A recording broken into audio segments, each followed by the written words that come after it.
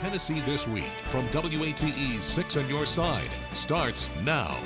Hi, everyone, and welcome to Tennessee This Week. I'm Lori Tucker. Glad you're with us. Longtime Knox County Judge Andrew Jackson VI is retiring before the end of his term, creating a window for some movement at the county leadership level. This week, local leaders selected Assistant District Attorney Andrea Klein to fill his shoes, at least until through the August election. And between now and then, some people have their eyes on the role themselves, and this includes Knox County Commissioner Rhonda Lee, who joins us now. Thank you so much for coming in today. Thank you for having me. First of all, tell us about your ambitions for being judge.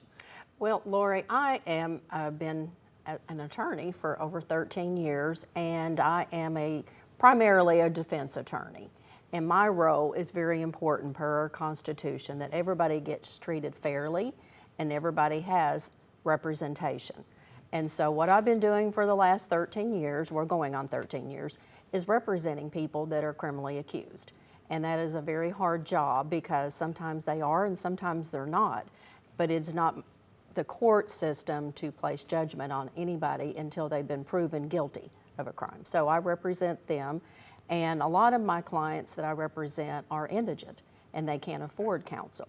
So I think my role has been very important to make sure everybody gets a fair trial or gets treated fairly. And in general sessions, which this is the initial part. It's the first court that a lot of times first people walk into. It's the first time they've been in a courtroom, and it could be very terrifying. And it's very important that everybody's treated respectfully and everybody is treated fairly, and that is per our Constitution. No matter what side you're on, our Constitution is what drives that. And we all know that we have a lot of people with mental health illness and drug addiction. So we have to kind of figure out what's going on and guide them through this process, because if you're criminally accused, you're somebody's mom, you're somebody's daughter, you're somebody's maybe sister, brother, but everybody is in this experience and they need to be treated fairly. And so I've been doing that, and that's primarily what I do as a criminal defense attorney. I also do other cases besides that, which would play into being a general sessions judge. Let's talk more about that. Okay. How what you bring to the table makes you feel you'd be best for this position. I have, I'm a non-traditional student, let's say, as far as the law. I went back, and I hope that it's an inspiration to every young girl or every young boy it's never too late. Mm-hmm. And I went back, prior to going to law school, I was in real estate for over 16 years. And I helped people in buying and selling a house, and a lot of people their first time, and it can be a very scary thing, and helping them apply for mortgages. But prior to that, my first job in high school was at McDonald's. So I have been working with people my whole life. Sounds like that's a recurring theme. Yes. Yes. Beyond everything you're trying to do. And you're willing to step away from county commission to pursue this dream. Yes. I ran in 2022 for Knox County Commissioner, and largely that was due to we are just in the middle of COVID, and there were a lot of governmental shutdowns. It hurt a lot of people in our county. There was the mask mandates, and I had a granddaughter that was 5 years old having to wear a mask for 12 hours a day. And the reason that I went back to law school, and prompted before all through going to law school for 9 years to get my undergrad in law school, and a survivor of cancer in the middle of that. And I drove to Nashville to get my law degree for 4 years, 3 times a week. So I was determined, and what drove me was I wanted to make a difference in people's life. And the doors just opened, and I kind of felt that's where the Lord led me to what I'm doing now. And then as I ran for commissioner, it was to be a voice for those who didn't have a voice, and we didn't have a voice during COVID. So while I've been on commission, I've been very, very watching how we spend taxpayer monies, watching how we use every inch of our county space, and are we overbuilding, where are we building, making sure that law enforcement has what they need. So I've been a very conservative commissioner, and I'm very watchful of our taxpayer dollars.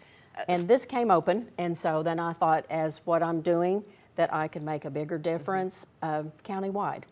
Well, you weren't appointed as interim judge. I have Right. to ask you about that. What is your initial reaction to that? disappointed? Of course, I was Yeah. disappointed. You know, I didn't, I mean, you know, I think it was a political move. You know, I kind of feel like, I don't know whether the commissioners felt like they shouldn't appoint a commissioner, that maybe they thought it would look wrong. It was, you know, and then the judge writing a letter of recommendation kind of was a sticking point. But I think that this General Sessions is the people's court, and I'm counting on the people, and that's who I want to represent and make sure everybody's treated fairly. And I don't think this position is something that 8 people should decide. I'm going to leave that up to the people of Knox County. They've elected me to county commission, and I have a lot of people behind me, and I believe that I can win. Let's say, just devil's advocate, what if you don't win? Would you stay in local politics? Do you have a plan B? I don't necessarily plan to stay in politics. I will be stepping down from my seat to run for this position, but I will remain an attorney. That is what my passion is, to make a difference in people's lives. So I will remain an attorney whether or not I win this election, and I won't say never, because you never know what opportunities would come my way, but I don't have any right now today have any other aspirations other than staying in the criminal justice system and being an attorney and hopefully the judge. There's something else I need to ask you about, and this is something you did recently as a county commissioner, pushing to honor Charlie Kirk. Were you surprised by some of the pushback you received over that? I was very surprised. I totally support Charlie Kirk because he stood for nonviolence, especially in the political arena. That's our First Amendment freedom of speech, that there should be no violence. And I was surprised about that, but I will tell you, I'm very honored to bring that resolution. I support what Charlie stood for on the no political violence and free speech. And I think that's our First Amendment. That is part of our freedoms. And I think, yeah, I was surprised about that. But I will say my surprise, but the overwhelming support I got from it, from the people of Knox County. Well, it went ahead, it passed. Yes, it did. But then commission came back and adopted a resolution to just keep it local or Yes. to people. Do you agree with that? I do not agree with that, because Charlie Kirk affected this community dramatically. They had over 8,000 people when Charlie came in March that came to a UT rally. Those are people who are right here in Knoxville. At his death, there was over 5,000 that came to memorial service. And the people, I will say, even in my own family, I have a grandson that's at UT, and he came to me, and he's, you know, he's just of the age now to vote. But he came to me, and he didn't know that I was doing the Charlie Kirk resolution, and he came to me and he said, Mimi, I joined Turning Point USA. Charlie Kirk has made such a difference in my life. And all throughout the county, just people, the floods of young people, not just young people, but adults. I think it moved this county, it moved people. It moved to people all over this nation and the world. Still, we're far from being a unified country. Yes. What do you say to people about that? What are your thoughts on trying to get everybody together despite their party affiliation? I think that's probably something we've been trying to do since we formed this country. There was a disagreement between our founding fathers, but we left to come to this country to have the freedom of worship, freedom of speech, and that everybody could be treated fairly. Especially, that's when we formed our Constitution, that everybody should have representation, and we should have representation against our government being able to come in and accuse us and, you know, take us to prison, that everybody's treated fairly. So that's an ongoing thing. I don't think there's going to be any magical trick to that. I think we just got to keep looking for that and striving for that. And it's important what kind of leaders we have. And that's why it's so important that people vote and they care about local matters. Local matters. I would like to see, it's sad when things like this, and sometimes you think, are we going backwards or are we going forward? But that is such a time as this. And, you know, all we can do is just try to make things better. All right. I think we'll end it on that. Rhonda Lee, thank you so much for being with us. Thank you for having me. All right. And everyone, stay with us. Don't go anywhere. We'll bring in our panel of pundits. Coming up next, we are back in 90 seconds. Welcome back to Tennessee This Week. You know, a moment ago, we heard from Knox County Commissioner Rhonda Lee, who's interested in becoming a judge. Well, now let's bring in our panel of pundits to talk about the upcoming election. Joining us today, Craig Griffith, Michael Covington, and Shelley Breeding in for Courtney Piper. Thanks, everyone, for coming in. Shelley, good to have you with us. Thank you. Glad to be here. What is your take on this, initially, on this race? Well, on the commission vote, listening to the WATE story and reading the other news accounts of the vote, it seemed to me that Ms. Klein was the most qualified individual out of that group. Her years of experience, cases prosecuted and things like that, I think set her apart from the other candidates. And the letter from the retiring judge a recommendation to the county commission was probably too much for her to overcome. And I wish Ms. Klein all the luck in the world in her appointment now. But now it moves to a different phase. That was like a job interview. On paper, she looked a lot better. Now you're moving to an election, and where ideology can have more of an influence. And mainly because Rhonda Lee has run a successful campaign for commission. She knows what it's like to get elected. She knows how to get elected. So I think it'll be a very interesting race in terms of, the power of the incumbency that Ms. Klein will have versus Ms. Rhonda Lee's ability to get out the vote. So we'll have to see how that goes. And, like I said, I hope she does a great job in her appointment to the judgeship. All right, what about you, Shelley? I mean, we've got two people on different sides of the courtroom. They're very different sides of the courtroom. Andrea Klein's been in the DA's office for 25 years. She does a great job as a prosecutor there. Obviously, the commission felt that way. Andy Jackson felt that way with recommending her. This is a general sessions judge position. There are 5 general sessions courts in Knox County, and 4 of those are criminal. One is civil, and they hear landlord-tenant or small claims under $25,000, but the other 4 are all criminal. So Andrea Klein's going to have a lot of experience in 80% of that court as a prosecutor.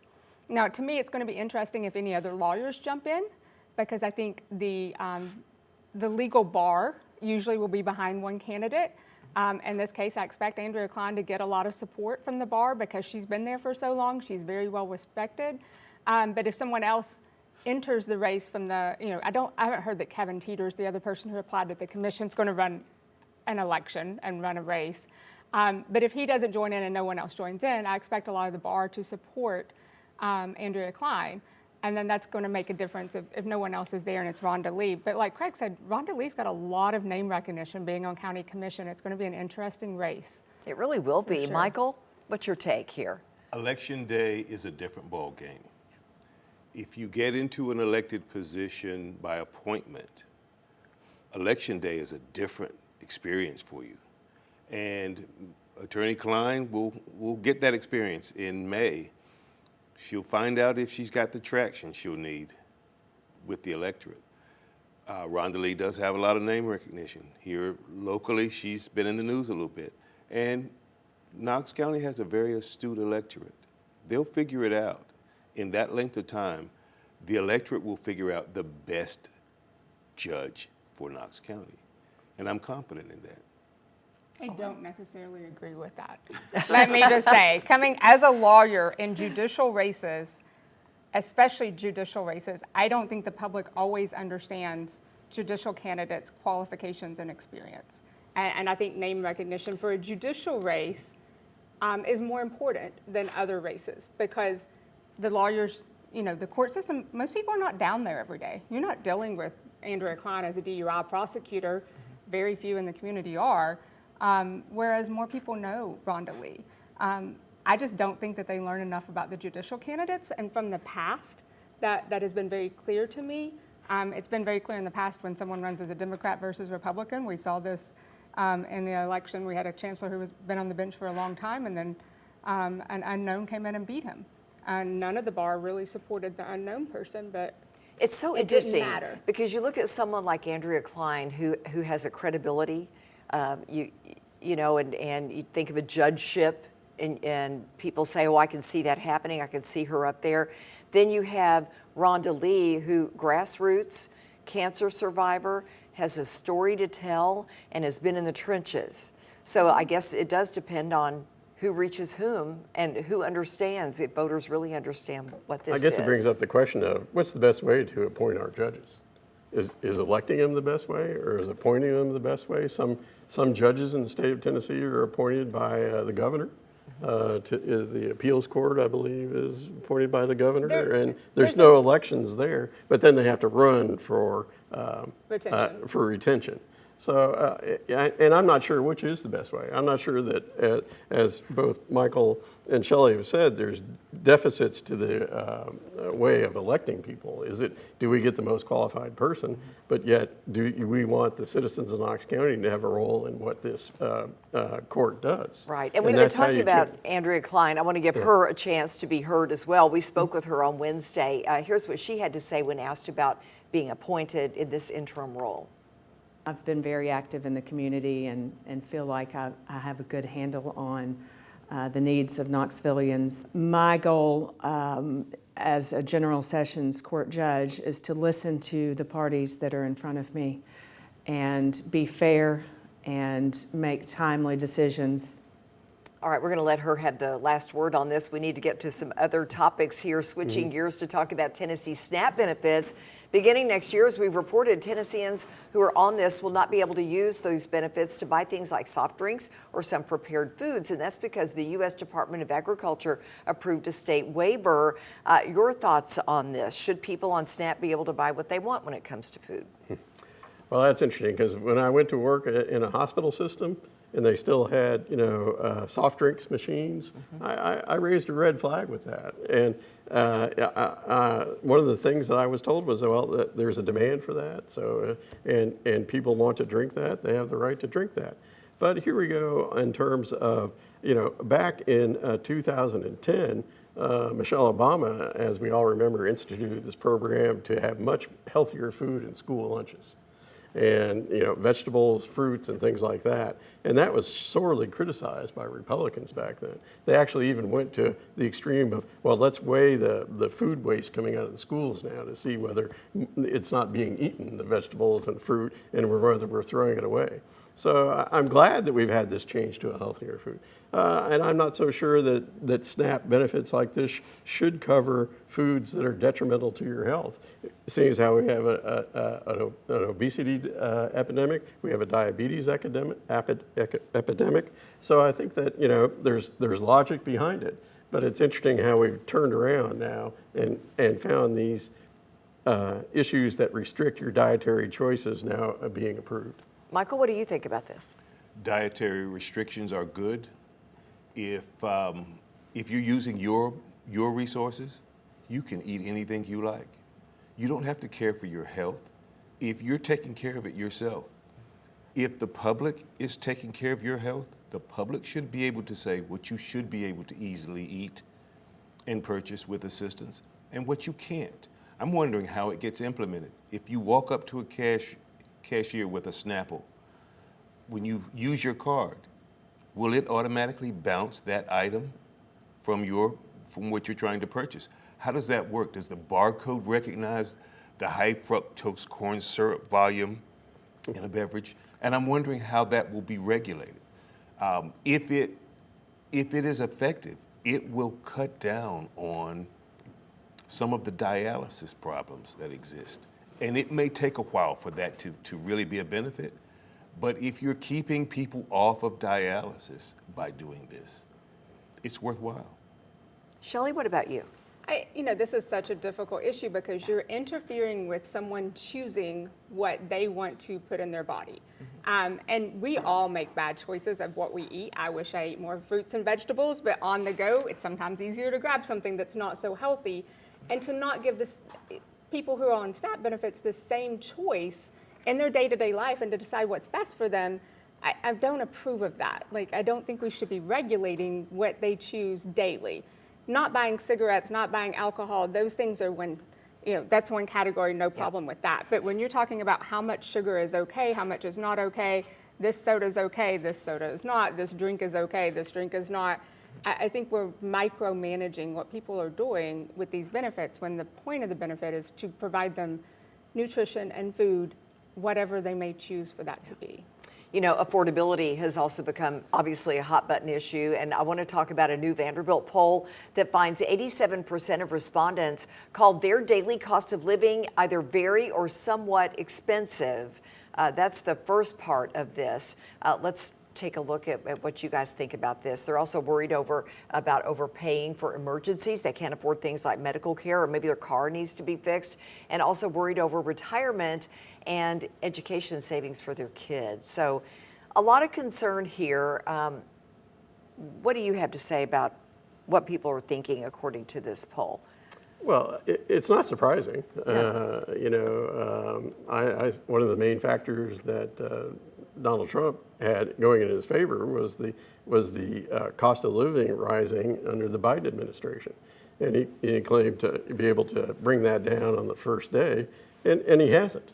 So on this issue, I mean, he's underperformed. There's no question about it, and people are feeling this at the cash registers in their home when they're trying to pay their bills. The electrical rates are going up, insurance rates are going up, daycare is skyrocketing if you have a family that you need daycare for. And I'm not so sure that where you can make a significant dent in this to lower the costs. And I don't think the costs are actually ever go down. There was a level before COVID, there was a level after COVID, and that level after COVID is never going to go down. Are we ever going to get to a point where a family of four with maybe one person working to, go on vacation, have a car, own a home? That's not possible today. Will we ever reach that? Those days are gone, Lori. They are gone. When a family of four can exist on a single income, those days may be gone forever. Prices are not going to start going down so that people can afford things that they need to live. People will have to make more money. And when you start talking about affordability in housing, in food, what is affordable in terms of housing and food? We can't expect builders to build cheaper properties so that people can afford them. Jobs will have to pay more money to rise with the tide. And the bottom line is, if we can provide more jobs that pay the amount of money that would allow a single household to exist with a single earning, that job's got to be a really good paying job. And it's got to be a very stable job for a long period of time. And that's not happening across the board. All right, stay with us, everyone. We'll be right back.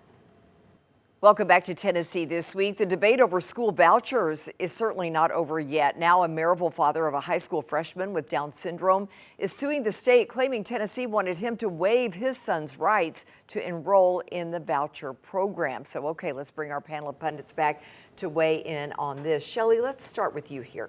So this lawsuit alleges that funding of the vouchers is unconstitutional. So everything that the General Assembly does, the governor does, the judicial branch, it's all laid out in the Tennessee Constitution. And in Article 11, which is miscellaneous, Section 12 talks about the education clause, and it says that the General Assembly shall maintain a free public education system. It does not give the General Assembly the authority to fund private schools, and that's what this does. And so I think this lawsuit has some merit to it. I'm very curious to see how it comes out, because this is taking taxpayer dollars, putting it toward private schools, and I don't see under the Constitution how that's allowed in the framework of our Constitution in Tennessee. What about you?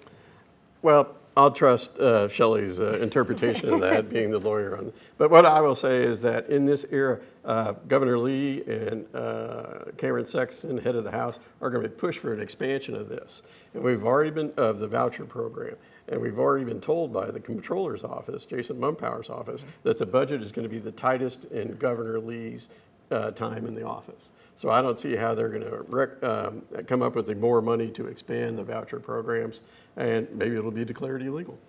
Well, it's going to cost $1 billion in 5 years under the plan, and that's a lot of taxpayer dollars. And is this sustainable? I think it is.